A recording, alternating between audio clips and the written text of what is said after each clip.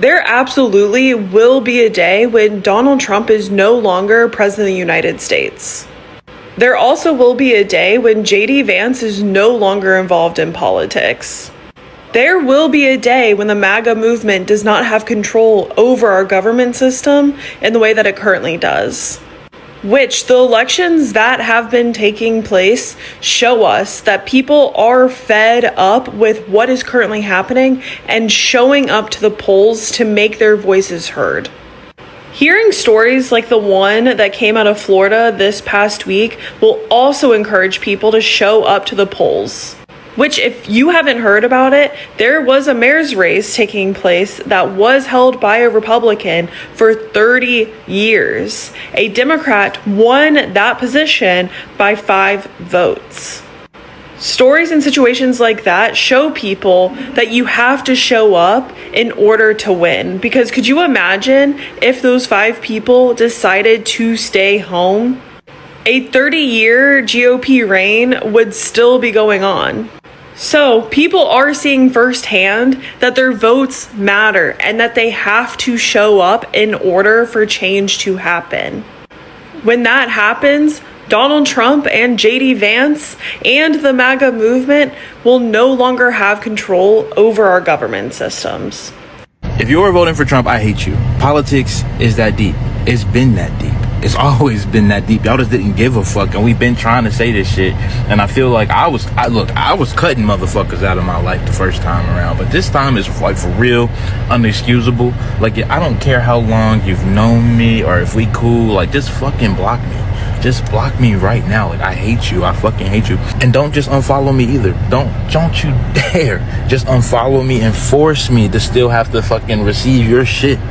Fucking block the hell out of me. I hate your guts. I hate you so much. Like, I really just hate you. Like, I've tried the patient route, I've tried the education route, I've tried the custom out. I've done it all. And now I just hate you so much. I really don't get how everybody hates Trump. How everybody hates Trump, but yet he's the president of the United States. The math is not mathing to me. You ask this person or that person or that person or this person, they're going to be like, no, I don't like him. I didn't vote for him. Cool. You get on social media, everybody hates him. But yet, he's the president of the United States. The math is not mathing. Y'all voted for that man. Y'all failed Big Sister General. Y'all voted for that man. Where his supporters at? Y'all quiet now. There's no way everybody's saying that they hate this man so much. Everybody's saying they did not vote for this man. But yet he's the president of the United States. He won. That means majority of the votes went to him. Somebody is lying. Somebody's lying. He didn't vote for himself. Well, he's white trash with money. If there's one thing that my mother taught me, it's that you can be the poorest person in town and have class, and you can be the richest person in the entire world and have absolutely no class. You feel sorry for him. Don't feel so sorry because he's vicious. Y'all are confusing money with class. You can give him a gold toilet. You can give him an airplane. It doesn't mean he has class. He doesn't even have the moral decency to shut up. You know, Democrats, you're right. I mean, with all the shit going on in the news today, with the stock market and the financial war with China, you're right. I'm really starting to regret my vote for Donald Trump. I'm really starting to regret it. Nah, that's exactly what we voted for. That's right, DJT. Keep doing your thing. Keep giving them hell. You got a large population that supports you in everything that you're doing. And most real Americans think you're doing a hell of a job, too. And yeah, it'll be tough a little bit, but anything is better than what we suffered the last 4 years under Biden and Harris. Anything. I mean, compared to that administration, we're living the dream. And I don't give a damn what liberals say. I don't regret my vote. Not 1 minute, not 1 millisecond do I regret voting for Donald Trump. So go run tell that Charles Schumer, Jasmine Crocker shit, Maxine the Mummy Waters, AOC, and Bernie Sanders. Y'all go on and keep chasing the oligarchy. We back here barbecuing. So after what just took place in Michigan with them primaries, at what point are we going to start calling a Trump endorsement the kiss of death for your political career? In case you have no idea what I'm yapping about, last month, Michigan congressional hopeful Thomas J. Smith dropped out of the race and suspended his campaign, did absolutely no funding nor advertising, and still managed to beat Amir Hassan, the Trump-backed candidate in the primary. Do you know how fucking pissed I would be if I lost a race to somebody who wasn't even running? That feels a whole lot like getting fired on your motherfucking day off. And this ain't the first nor last time some shit like this has happened. I mean, maybe to this extreme, but still, at this point, every person he puts his name on gets stomped the fuck out, or at least, beaten. And when questioned about the shit, his only answer was, well, voters are mad at Republicans. They're not mad at me. Sir, the evidence states quite the opposite, in fact. I would hesitate to say that any Republican has a lick of sense, but it would at least appear that some of them are starting to understand that the shit-stain chief and his supporters are the preeminent threat to our country, and, well, quite frankly, a win is a win. It's almost like when people's quality of life goes down, prices go up, and you start getting service members killed so you can play the stock market, people are going to start thinking you're a piece of shit. Oh, and shout out to Michigan for Abdul El Sayed's victory as well. I don't know about y'all, but I always love to see the establishment lose, especially when it costs a certain country $62 million of their dollars to go down the fucking drain. Now, I'm finna get the fuck on up out of here. I got shit to do today, but rest of y'all have you a wonderful day, or at least the one you voted for deserved. Just do me one favor. Keep the motherfucking boots out of your motherfucking mouth, and remember that the golden rule will always remain, yeehaw, fuck the law. Love y'all. See you down the line. MAGA is going off on Donald Trump right now, saying they've been lied to and he betrayed them. Now, immediately after the events in Syria, MAGA took to social media to ask Donald Trump, why were our troops even there? Because you promised us there would be no more involvement in foreign conflict. And yet here we are. And then Donald Trump made matters worse for himself, because in his response to the events, he said the president of Syria, al-Shara, is extremely angry and disturbed by this attack. MAGA does not want this guy anywhere near the U.S. or the U.S. involved with him. Now, when Donald Trump invited him to the White House and was buddy-buddy, MAGA felt betrayed then. But now they really do, because they don't believe he can change his ways. They believe his past associations are still his current associations. And right now, they are confused. And this is just one of another missteps for Donald Trump, where he is upsetting his base. And he just posted again, but talked about a football game. He has already moved on from this while they're steaming. I don't know about you guys, but I don't recognize this country anymore. I'm 44 years old, and we're living in a country today where human beings aren't getting due process anymore. Judges are being attacked left and right from the president of the United States. People are getting laid off for no reason. Veterans are getting laid off, and we have tech billionaires. And, look at Trump's administration. $60 billion his administration is worth. And by the way, that doesn't even include Elon Musk. The biggest tax breaks for the top 1%. They're threatening to get rid of our Medicare, get rid of Social Security. What type of country are we living in where undocumented immigrants, some who have lived here for decades and pay taxes, are getting deported from religious sanctuaries and schools? The Bibles are going to be in every classroom, the 10 Commandments. What is going on in this country? This country was founded on immigrants. Have we lost our compassion for human beings? What the fuck is going on here? Somebody, please explain to me, who raised these people? What the fuck is wrong with them? We are huge Trump supporters. If you didn't get the email on Monday, you're safe. And I'm like skipping down the halls, right? I get to stay. Wednesday, late afternoon, I received a notice that I have an appointment, a Teams appointment with my supervisor on Friday at 9 o'clock. So I knew that I wasn't safe anymore. You were skipping down the hall. You were so excited when you thought you were safe. You knew others were suffering and gonna suffer, but you knew you were safe. You were cool with it. Cutting costs and waste and fraud and. We love that big picture. I love that big picture. My friends, we were excited about that because it is true. I could just picture you and your friends, glasses of cheap fucking wine, just laughing over others and how others are going to get affected. The common theme is, we voted for this. You knew this was coming, but we didn't. Nobody that I've talked to understood the devastation that having this administration in office would do to our lives but other people that we love and care about too within the Mid-Ohio There it Valley. is. It's only when you're affected that you actually feel bad about something. You don't have any regrets for everyone else. It's that you got affected. You're despicable. You're disgusting. How does it feel? It's hard. It's wrecking. Good.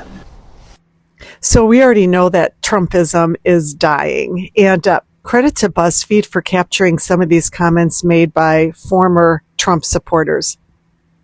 This is from an anonymous conservative who's only 36 years old from Kansas. I cared most about economic policy when I was younger, but it's clear that for Trumpian Republicans, that's the last thing on their list of priorities. The Republican Party platform is now a list of people they hate and policies designed only to harm those people. This is from a 52-year-old from Texas. Trump and congressional Republicans are still playing boring cultural wars politics while ignoring 100% cost of living that is skyrocketed, caused by tariffs. Anonymous conservative, 38-year-old from Florida. A negative economy is why Trump returned to office, as well as Republicans gaining numbers in Congress. Yet they are easily failing the American public. I'm 50-50 about voting Democrat or independent, but I'm 100% giving a chance to hear Democrats instead of being deaf ears. I'm a conservative, not a Republican. I left the party in 2016 when Trump got the nomination, and to be honest, it forced me to rethink many of my prior views. I don't feel like there's any political home for me right now, and I'm much more likely to vote for Democrats than I am for Republicans as of right now. This is from a conservative from New Mexico. I will never vote for politicians who support this malignant, narcissistic, terrible human being. He has transformed the Republican Party into a divisive cult. The world is laughing at us in disbelief. I'm just so sorry it took me so long to realize this. The Trump administration said they were going after the worst of the worst on the illegal migrant crackdown. That didn't happen. The administration lied to us. Now, then a different article came out where they interviewed 19 Trump supporters as they were waiting in the cold in a food bank line in the thumb of Michigan. And all 19 of them said that they regretted voting for Trump. But there was a but. There was a but. Like, they just still believe Donald Trump is going to save them. If they just give it a little more time, this Trump economy is going to turn around and they're not going to be waiting in food banks anymore. They gave credit to him lowering gas prices as they were standing in the cold in a food bank line. Bob Benjamin, they quoted. He's a retired auto worker, and he said he came to the food pantry to pick up groceries for his adult grandchildren. Not just one, but multiple grandchildren needing food to be handed out to them because they're struggling to keep up with food, rent, health care, and car insurance. And while he voted for Trump in 2024, Benjamin said he would consider voting Democrat next year, depending on economic conditions. So, there you go. Well. Remember in 2025 when Donald Trump said this? People that are against tariffs are fools. We are now the richest, most respected country in the world with almost no inflation and a record stock market price. 401ks are highest ever. We are taking in trillions of dollars and will soon begin paying down our enormous debt, $37 trillion. Record investment in the USA, plants and factories going up all over the place. A dividend of at least $2,000 a person, not including high-income people, will be paid to everyone. Remember that? Since our petulant prick of a president has imposed more tariffs on 60 more countries that'll cost Americans $100 billion a year because the last ones got struck down for being unconstitutional, I just have one little question for you, MAGA. Where's your fucking refund at? Because I'll tell you who did get a refund. All those corporations that you forked over your cash to because as anyone with an IQ over room temp knows, tariffs make prices go up. But no refund for you. Just like there was no Doge check for you. Just like there was no healthcare plan for you. Just like Mexico didn't pay for the wall. And the deficit grew. And on and on and on. All on your taxpayer fucking dime. Meanwhile, you won the Fell For It Again award, and a corporation that wouldn't piss on you if you were on fire counted refund money that should be yours all the way to the fucking bank because a billionaire and his club of Republican bootlicking shit-stained sycophantic fuckface friends convinced all you red hat and fucks that are counting your pocket change to pay the rent that they were one of you. Well done. I don't want to talk about Donald Trump's mom, but we have to talk about Donald Trump's mom. This is Mary Trump. It's not a joke. This went around in 2016, but that may have been before some of you guys were paying attention. This image was taken in 1997. She died 3 years later in the year 2000. Do you know who first ran for president in the year 2000? I'm not a psychiatrist, but I feel like you don't need to be a psychiatrist on this one. If you guys are getting some serious Alfred Hitchcock vibes, you wouldn't be alone. I don't even know what to do with this. It's just more weird. If Trump hadn't done so many terrible things already, I feel like I would want to feel bad for him and just tell him, don't worry, Donald, your mom is proud of you. You can stop.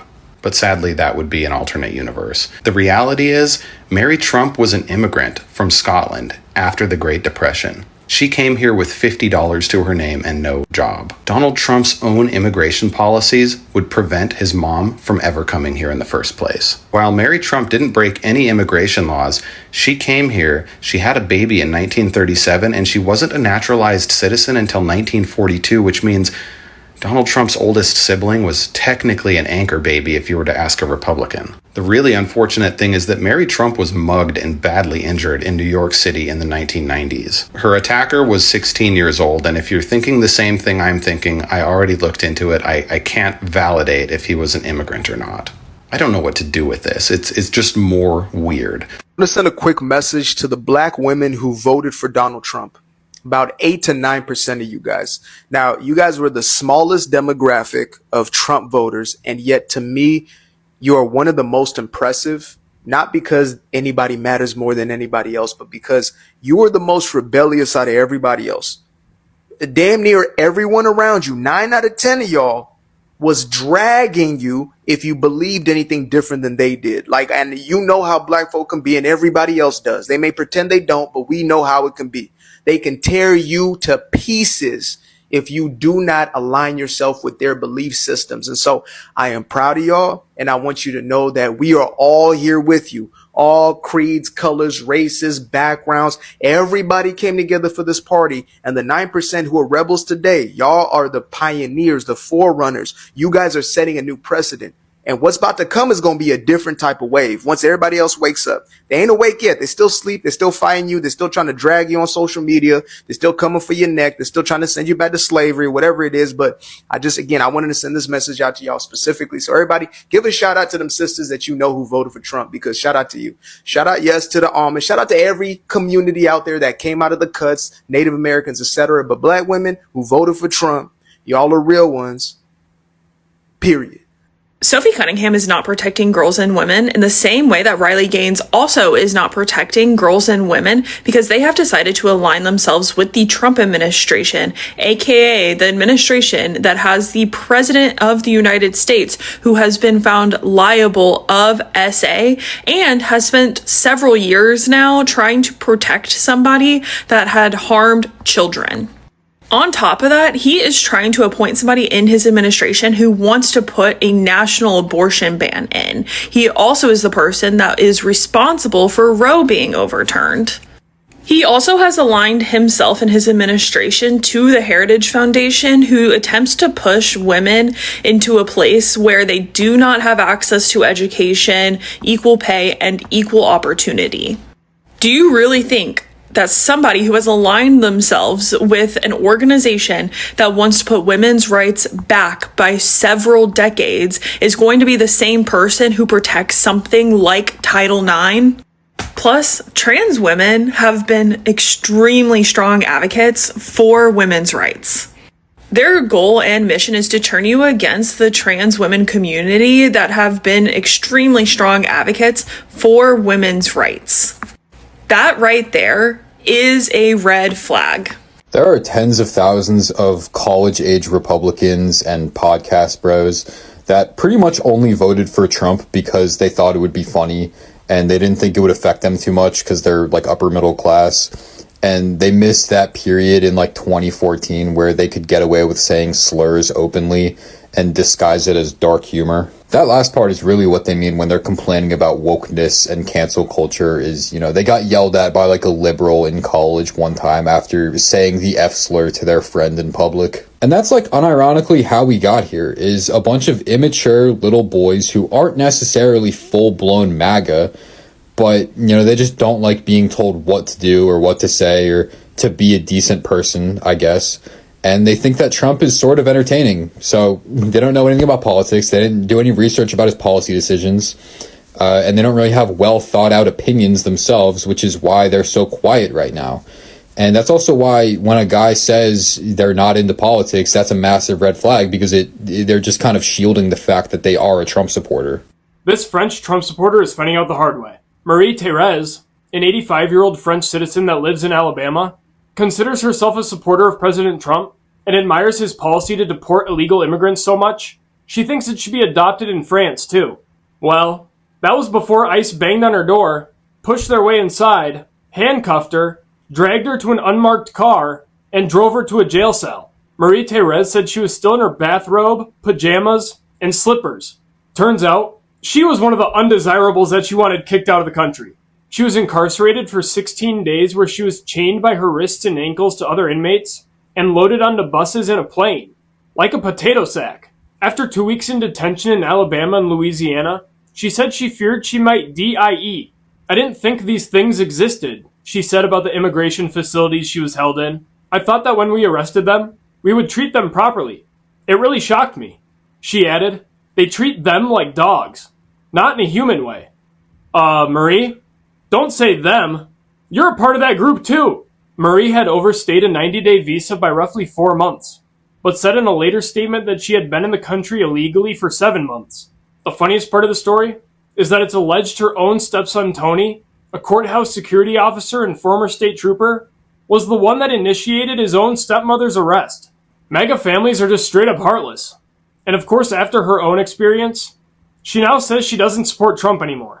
Maybe it's just me, but aren't we all tired of the daily barrage of hit pieces against all of Donald Trump's cabinet picks? We get it. Liberal mainstream media, you are upset that Kamala Harris lost, and you're not taking it well. But elections, they have consequences. Donald Trump, he won the popular vote, the Electoral College, the House, the Senate. He can choose who he wants, like every other president who has surrounded themselves with loyalists. You guys know by now that I call it like I see it. The only thing I'm beholden to is the truth, and the truth is Joe Biden, Barack Obama, Bill Clinton, every single Democratic president has surrounded himself with loyalists. It seems like every single hour there's a new story out about Pete Hegseth, who Donald Trump nominated to be Secretary of Defense. First, the mainstream media tried to say he was uneducated, and then they realized, oh, he went to Harvard and Princeton. When calling him unqualified and uneducated did not work, they started doing the personal attacks and pulling out every single girl he's ever talked to before in his life. You can tell the military-industrial complex does not want Pete Hegseth getting anywhere near the Defense Department because he does not want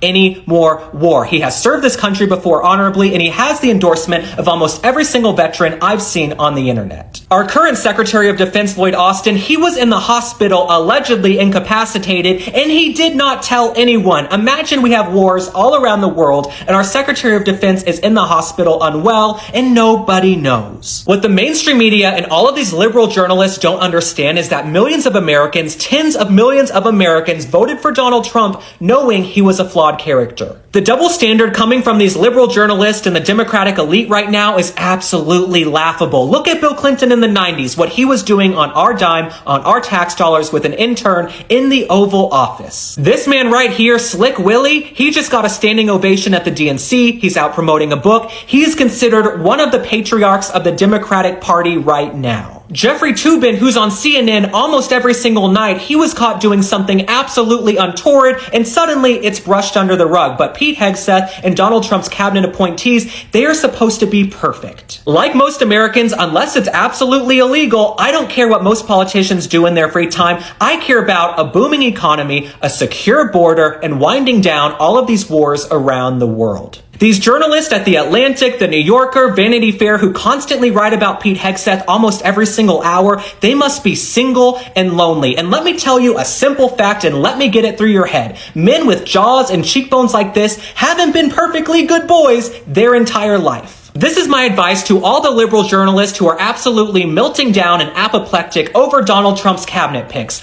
Go touch grass and go get laid. We're supposed to be shocked that a man who looks like this, who's tatted up and ripped, hasn't been a...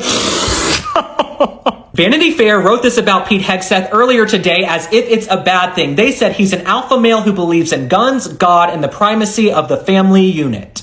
I know this must be foreign to many folks on the left because faith and family have been absolutely eroded and denigrated, but it might not be a bad idea to have an alpha male as the Secretary of Defense. All of these news outlets, and I use the word news very loosely, they can continue digging up dirt and smearing all of Donald Trump's cabinet picks, but I'm the type of person, I don't judge you on your worst moments, on a few bad things you might have done in a very long life. All right, my friends, I have so much more to say about everything going on, but thanks for liking and following. Drop a comment. Tell me how you feel about Pete Hegseth, Donald Trump, his cabinet appointees, and the mainstream media absolutely melting down. I will see you on the next one. Bye.